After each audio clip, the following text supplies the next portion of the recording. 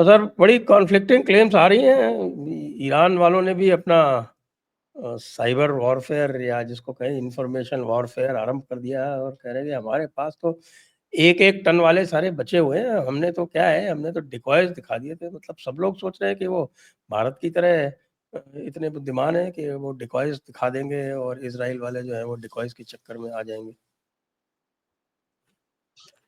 तो सर इस पूरे युद्ध में मैं सिमिलीज ड्रॉ कर रहा था जो ऑपरेशन सिंदूर है और ऑपरेशन राइजिंग लायन और वो ट्रू प्रॉमिस 3 का, कि ऑपरेशन सिंदूर में ट्रू जो कुछ हुआ है, ट्रू प्रॉमिस और उधर वो क्या है, वो राइजिंग बनियान लायन, मरसूस, ओ बनियान बनियान, मरसूस। हाँ, मतलब आप मरदूस, ये देखिए कि ईरान वालों ने भी ये उचित नहीं समझा कि कोई कुरानिक या कोई पर्शियन कोई वो करें, वो ट्रू प्रॉमिस यूज कर रहे हैं, अंग्रेजी यूज कर जी रहे हैं। लेकिन हमारे भाई लोग जो थे उन्होंने बनियान मरसूस। बिल्कुल, बनियान और मनूस। बनियान तो बनियान खैर और वो भी मनहूस बनियान। मनूस बनियान था, फट गया सर। सर देखिए 71 में उन्होंने पैंटें भी उतारी थी, यहाँ पर बनियान भी उतार दी है। तो,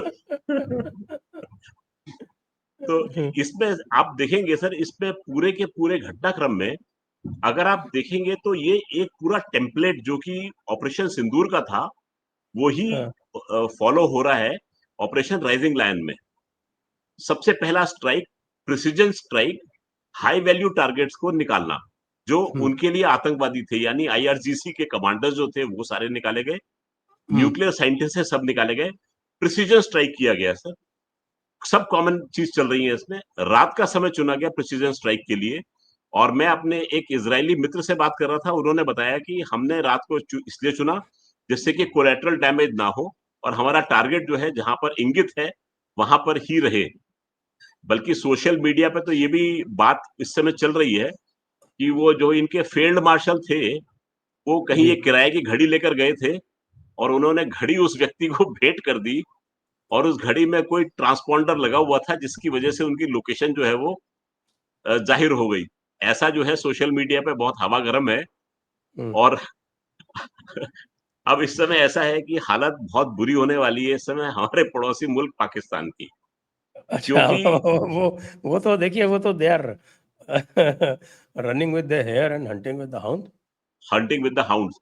और सर इसमें इनको इतनी ठोकरें लगेंगी, इतनी नाक टूटेगी, आप देखते जाइए। इनकी जो हरकत से अब तक चल गई है लेकिन अब जो है वो नहीं चलेगी वो। खैर इस बात पे आते हैं कि किस तरीके से ये कॉमन है।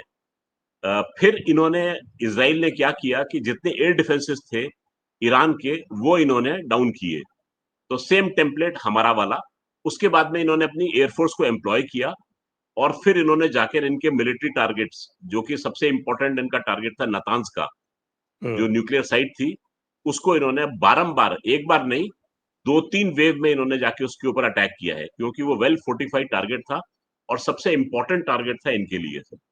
वहां पर सर सेंट्रीफ्यूज का अंबार लगा हुआ था जो कि इनके यूरेनियम को परिष्कृत कर रहा था और वेपन ग्रेड यूरेनियम तक उसको लेके आ रहा था। ये खबरें जो थी ये खुद आईएईए ने भी निकाली थी, क्योंकि इन्होंने क्या किया कि आईएईए के इंस्पेक्टर जो थे उनका आने पर यहाँ पर थोड़ी सी रोक लगानी शुरू की।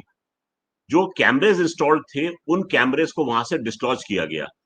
तो ये सब चीजें जो थी ये शक बढ़ा रही थी कि यहाँ पर आखिर हो क्या रहा है, क्योंकि यहाँ पर इनके सेंट्रीफ्यूजेस काम कर रहे थे। तो इस चीज का निकाला गया कि ये वेपन ग्रेड यूरेनियम बहुत बढ़ा रहे हैं। तो इसमें दो कंफ्लिक्टिंग रिपोर्ट्स आई थी सर पास में।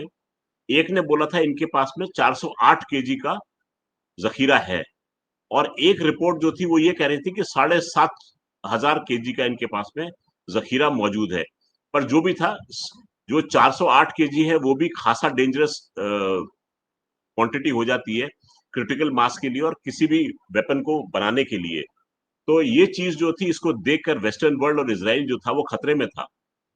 आपके दर्शकों का मैं ध्यान आकृष्ट करना चाहूंगा बेंजामिन नेतन्याहू का एक इंटरव्यू, और उस इंटरव्यू में उन्होंने बड़े साफ साफ लफ्जों में दो देशों का नाम लिया। जी। पहला नाम वो ये लेते हैं ईरान का, हाँ, और दूसरा हमारे प्यारे पाकिस्तान का, पाकिस्तान। अल पाकिस्तान। जी। कि इन देशों में आतंकवादी का सपोर्ट न्यूक्लियर पावर का और न्यूक्लियर पावर का सपोर्ट आतंकवादी के लिए इन 2 देशों में देखने को मिलता है और ये 2 देश जो हैं, ये दुनिया के लिए खतरा बनेंगे। तो इस इंटरव्यू को देखकर जो पाकिस्तानी आज इस बात को सुन रहे हैं, वो सचेत हो जाएँ कि निशाने पर पाकिस्तान जो है, वो भी है। तो अगर वो हिमाकत करेगा तो इज़राइल की निगाह जो है ईरान और ईरान के बाद पाकिस्तान पर भी आ रही है। भारत तो निगाह रखे लेकिन हुए है। अभी तो इस वक्त जी। तो पाकिस्तान जो है वो अमेरिका के कहने पे जासूसी कर रहा है ईरान की, और हाँ, हाँ, वहाँ हाँ। पे सर्वेलेंस आपके जिसको क्या बोलते हैं वो सर्वेलेंस सॉर्टीज उड़ा रहा है, सर, इनकी टीएसआर। एक खास चीज़ इनकी ये खास चीज़ है सर, देखिए, जैसे वो अजय रैना बोलते हैं ना, हीरा मंडी, हम्म जिसने नोट का बंडल फेंका, उसके आगे इन्होंने ताताथैया करना शुरू कर देंगे सर ये। तो इस समय नोट का बंडल $1 बिलियन की खेप इनको मिली थी अभी वो सिंदूर के टाइम पे। वो शायद इसलिए मिली होगी कि फटाफट जितने इंडिया ने तुम्हारे बेस तोड़े हैं, दोबारा बनाओ, क्योंकि हमें उनको यूज़ करना है। क्योंकि भारत ने जितने भी बेसेस जो पाकिस्तान में एग्जिस्ट कर रहे थे, यूएसए को सर्व करने वाले, उन सबको उड़ा दिया था, सिवाय एक के, वो था शम्सी एयरबेस बलूचिस्तान में। शम्सी एयरबेस आपको ध्यान होगा, इनके क्वेटा वाला। अमेरिका। हाँ जी, हाँ जी। तो ये ड्रोन फ्लाइट्स के लिए रिजर्व किया हुआ था और ये यस। ड्रोन फ्लाइट्स जाती थी अफगानिस्तान के लिए। हाँ। तो केवल एक बेस साबुत बचा था, बाकी सारे बेस जो थे वो हमारी इस जद में थे। मैं तो ये भी नहीं नहीं, कहता एक हूँ और कि छोड़ सर, दिया था हमने। हमने 3 छोड़ दिए थे अमेरिकन के लिए, मियाँ वाली भी छोड़ दिया था और मियाँ वाली कासमी छोड़ भी दिया छोड़ था। दिया था। हाँ, सर 3 छोड़े थे पासनी के अमेरिकन ऊपर के लिए इन्होंने, कि भाई यहाँ तुम रहो। लेकिन हाँ, उन्होंने अपने जो सरगोदा, नूर खां और इधर जैकोबाबाद में पार्क कर रखे थे, वो सब उड़ गए। उड़ गए। लोग तो कह रहे हैं F-35 थे उसमें, मैं भी कह रहा हूँ F-35 थे, मुझे क्या दिक्कत बेचारे बिल्कुल ही स्टेल्थ हो गए थे, अब दुनिया की नजरों से ओझल हो गए फिर तो, अगर थे तो। है। F-35 का तो ये हाल है कि उनको इमरजेंसी लैंडिंग करनी पड़ती है, बताइए। जी, जी, जी, जी। आज आज त्रिवेंद्रम में इमरजेंसी लैंडिंग की है। इमरजेंसी लैंडिंग की। सर एक और चीज था F-35 से, मुझे याद आया कि इस समय बड़ा नैरेटिव चल रहा है कि 2 F-35 जो है वो ईरान ने इनके इज़राइल के नीचे गिरा दिए हैं। हम्म। आपको ये ध्यान होगा, सेम नैरेटिव चला था रफाल के लिए। हाँ।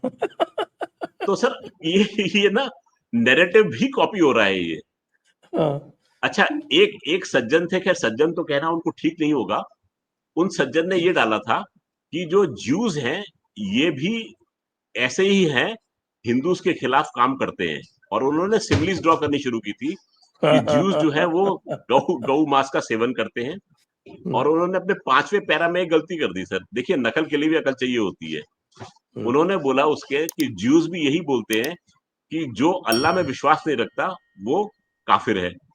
तो वो शब्द जो था वो छूट गया, वो कॉपी करने में। वो तो उसने राज खोल दिया। यावे और अल्लाह में फर्क नहीं जानते, तो उसके फर्क लिए कोई नहीं। क्या कर सकता है। और दूसरी बात यह है कि ज्यूज का कहना है कि भाई हमसे, हम जो है we are the chosen people of God, God, और यस। हमारे अलावा कोई जन्नत जाएगा नहीं, इसलिए हमें और किसी से कोई लेना देना नहीं।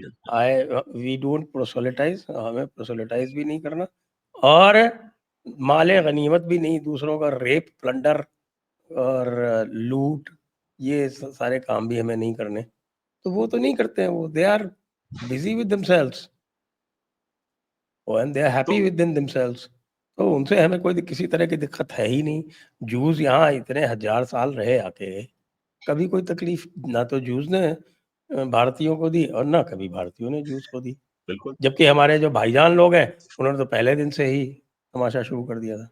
तो इसलिए जो कुछ भी जो लोग कह रहे हैं, वो थोड़ा सा रिफाइन कर लें अपने समझ आप लें। को। हाँ, हाँ, समझ लें, उनकी समझ में ये काफ़ी फेर है। ये जी। ये नैरेटिव चलेगा नहीं ये।